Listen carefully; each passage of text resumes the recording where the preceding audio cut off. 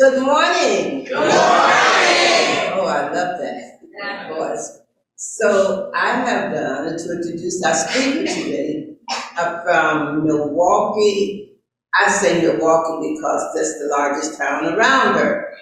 But she, Wisconsin. How many of you know where that is? So she's here. She's with the Church of Peace and Spiritual Center. And she has been since 1915 in Spiritualism. And she has served. 2015. Oh, 2015.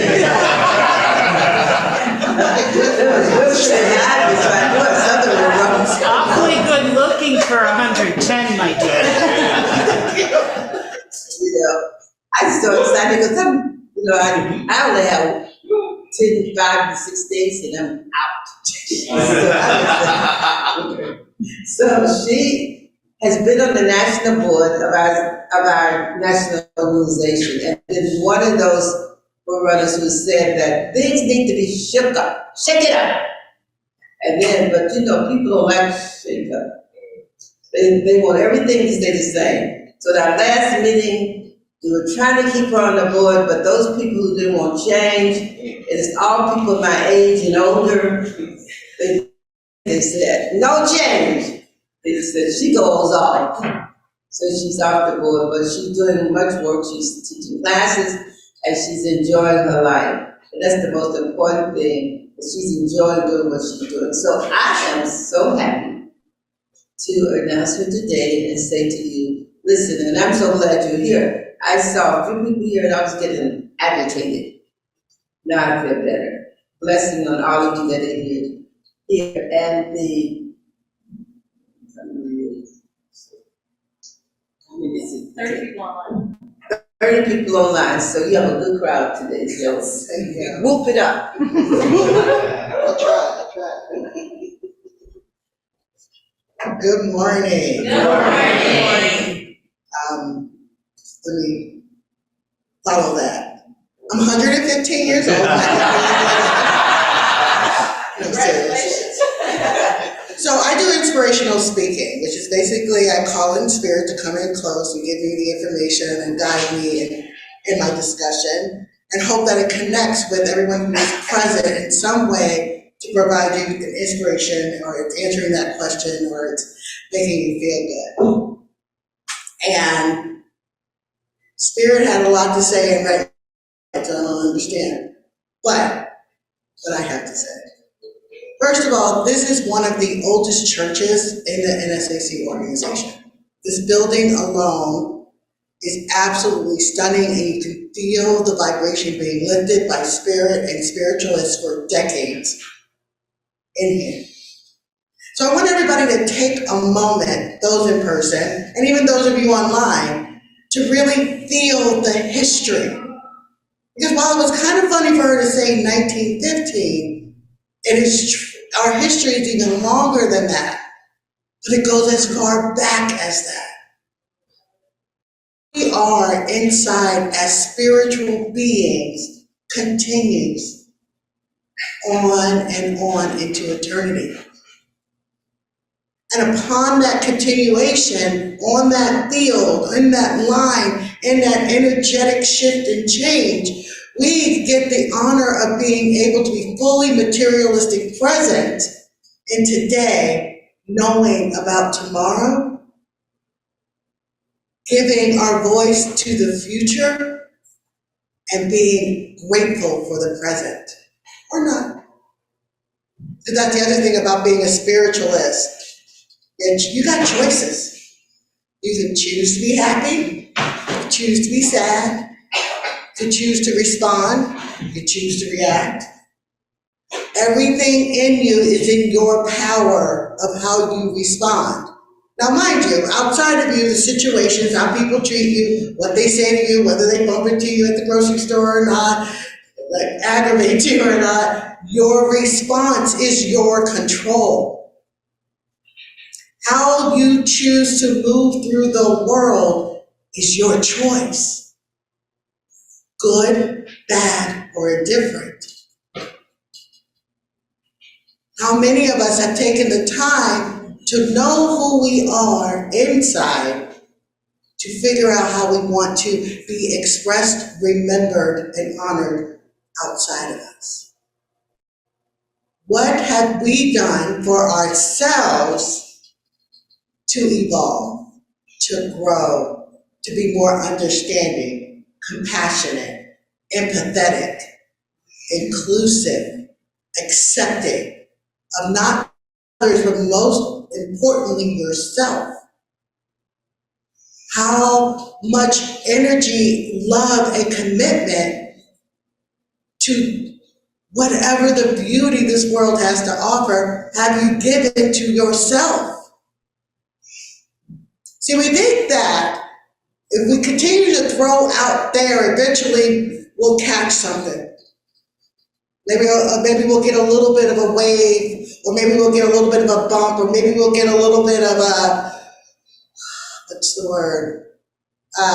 We'll get our blessings that we think are out there if we just throw everything at everything. We give everything to everybody else. Somebody will catch us. That somebody is you.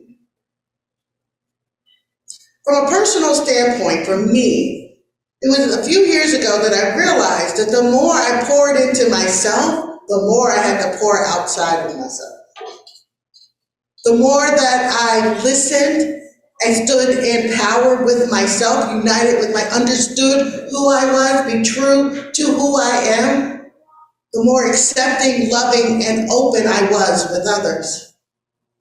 I noticed that when I would have these thoughts of like, well, I don't like the way she wore that dress. And I would have to pause and say, well, what's going on inside of you that you think that you're thinking that way?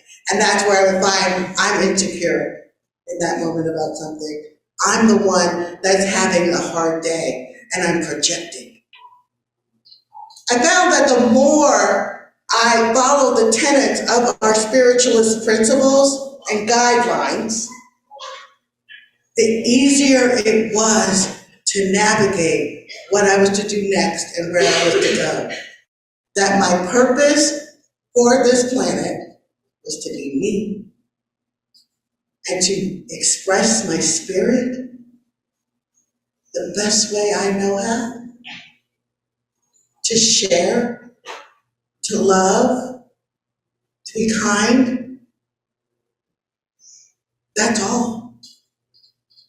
The most important thing each and every one of us can do while we are living the human experience is to be the best versions of ourselves that we can be, because we are spirit in a human body.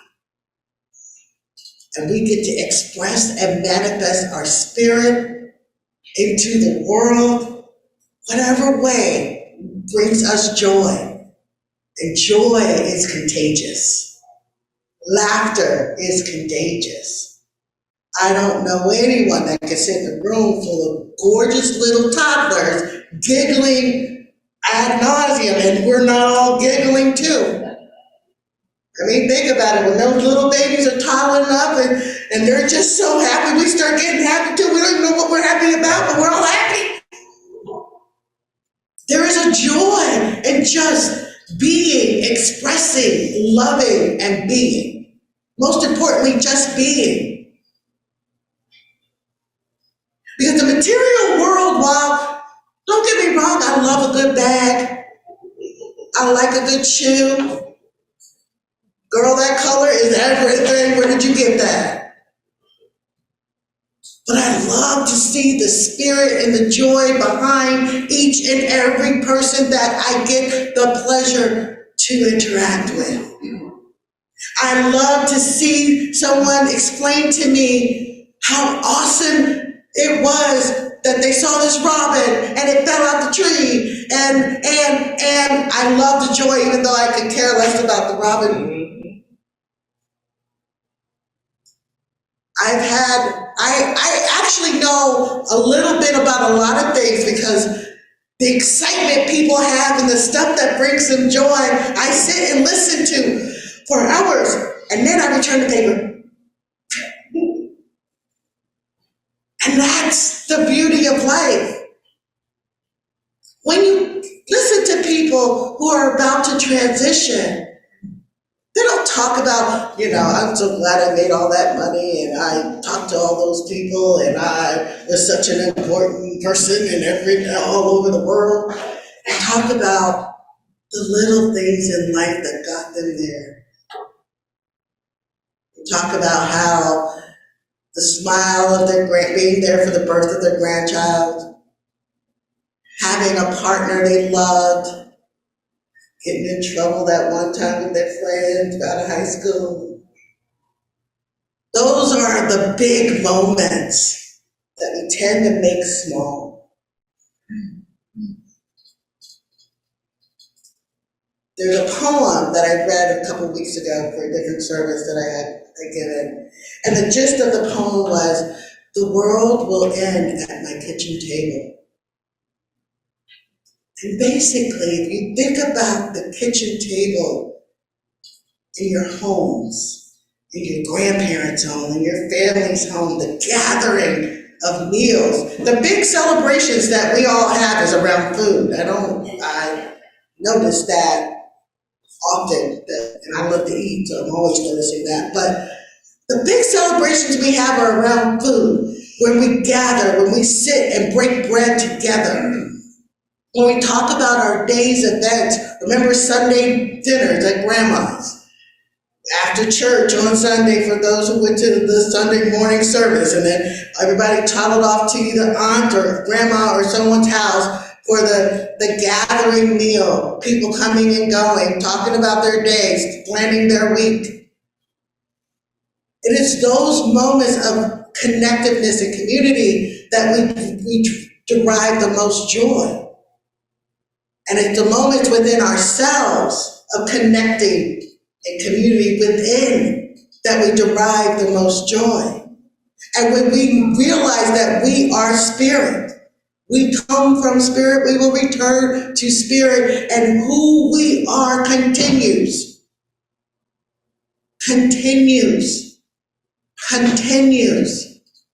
beyond our human coil.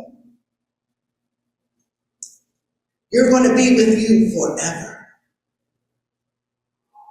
I don't know about you, but I think that's the person you should work on loving the most.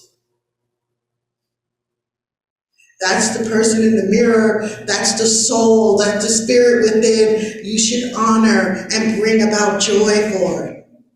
That you should share with the world all the things that make you you. Because you are you forever in eternity.